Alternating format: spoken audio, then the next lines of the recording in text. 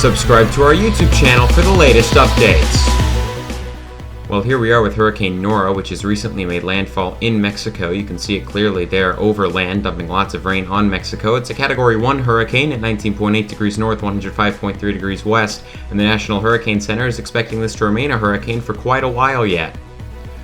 Let's take a look at it. We currently have it with winds of 75 miles per hour and a pressure of 983 millibars moving north at 14 miles per hour. It also lands as a Stage 5 on the Cyclone Destruction Potential scale. Let's take a look at the breakdown for that. Currently, Stage 5 conditions are happening now with moderate wind speed, moderate storm size, major rainfall over 20 inches in some spots, and the overall threat to land ending up being significant. Ultimately, again, this ends up with a Stage 5 on the CDPS scale, meaning that devastating damage is possible for the areas in and around the landfall zone.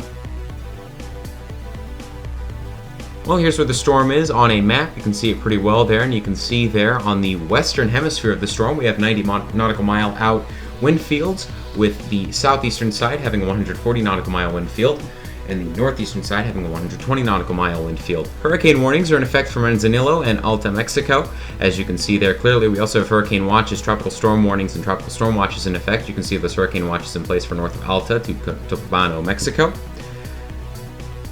As you can see as well, we have tropical storm warnings all the way from south of Manzillo to Lázaro Cárdenas, Mexico.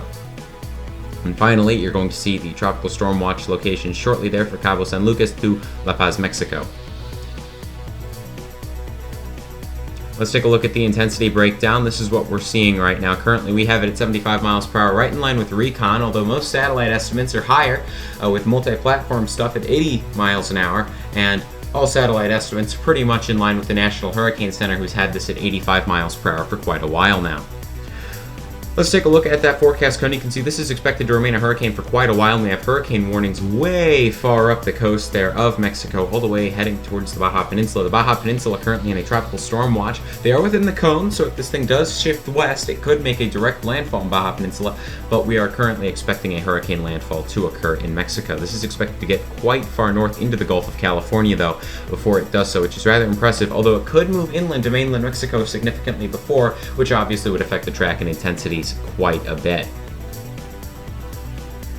Let's take a look at sea surface temperatures. You can see here rather clearly that we are looking at pretty warm sea surface temperatures all the way up the Gulf of California there. You can see those all the way above 28 degrees Celsius. So we're looking at a very impressive heat map for this storm. It's not going to have any problems there whatsoever.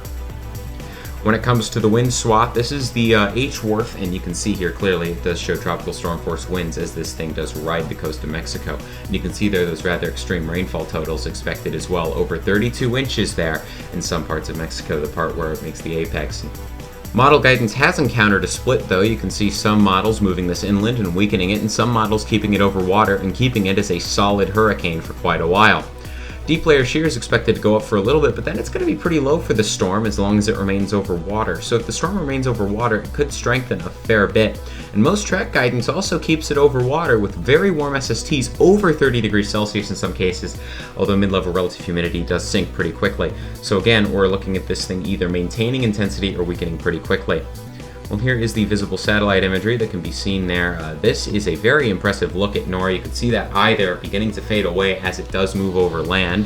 See that they're better on infrared, but that convective burst on the southern side shows that Nora isn't giving up anytime soon, hence why we still have it as a hurricane at this time.